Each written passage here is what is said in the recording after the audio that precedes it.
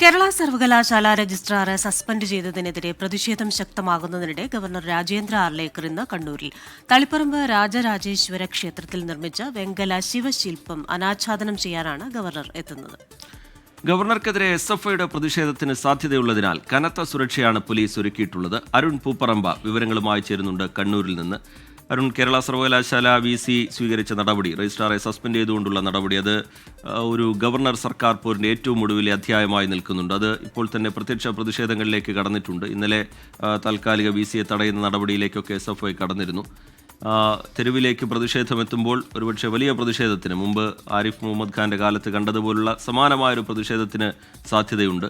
പോലീസിന്റെ ജാഗ്രതാ മുന്നൊരുക്കങ്ങൾ എങ്ങനെയാണ് അരുൺ?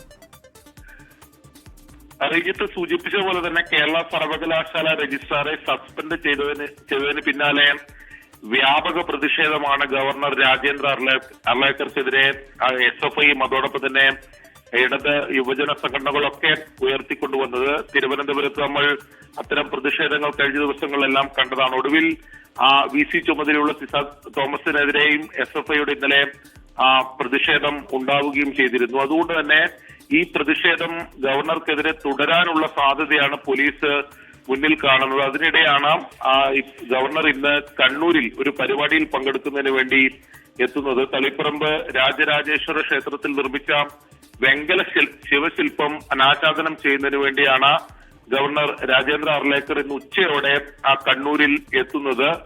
SFIയുടെ പ്രതിഷേധം ഉണ്ടാകും എന്ന് തന്നെയാണ് പോലീസ് കണക്കിലാക്കുന്നത്. ഇതിന്റെ പശ്ചാത്തലത്തിൽ കനത്ത സുരക്ഷയാണ് ഗവർണർക്കായി ഒരുക്കിയിട്ടുള്ളത്.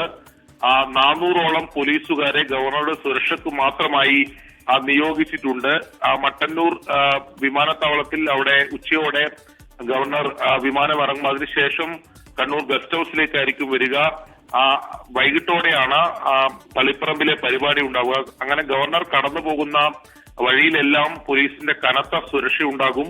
ഓരോ കേന്ദ്രങ്ങളിലും, ഈ പാതയുടെ ഓരോ കേന്ദ്രങ്ങളിലും സുരക്ഷാ ചുമതല DYSPമാർക്കാണ് നൽകിയിട്ടുമുള്ളത്. അങ്ങനെ കനത്ത സുരക്ഷയിലായിരിക്കും ഇന്ന് ഗവർണറുടെ പരിപാടിയും യാത്രയും നടക്കുക. ഒരുപക്ഷെ നമ്മൾ നേരത്തെ സൂചിപ്പിച്ചതുപോലെ തെരുവിലൊക്കെ വലിയ പ്രതിഷേധം നമുക്ക് കഴിഞ്ഞ കാലങ്ങളിലൊക്കെ കണ്ടതാണ്. ഗവർണർക്കെതിരെ SFI അത്തരത്തിലുള്ള പ്രതിഷേധം ഉയർത്തിക്കൊണ്ടുവരികയും അത് പിന്നീട് രൂക്ഷമാവുന്ന സാഹചര്യമൊക്കെ ഉണ്ടായി. അത് ഒഴിവാക്കുന്നതിന് വേണ്ടിയിട്ടുള്ള മുൻകരുതലുകളാണ് പോലീസ് സ്വീകരിച്ചു വരുന്നത്. പക്ഷേ നിലവിലെ ഒരു സാഹചര്യത്തിൽ ശക്തമായ പ്രതിഷേധം ഉണ്ടാകാനുള്ള സാധ്യത തന്നെയാണ് മുന്നിൽ കാണുന്നത്. റിജിത്ത്, ശരി, കണ്ണൂരിൽ നിന്ന് അരുൺ പൂപ്പറമ്പയാണ് വിശദാംശങ്ങളുമായി ചേർന്നത്.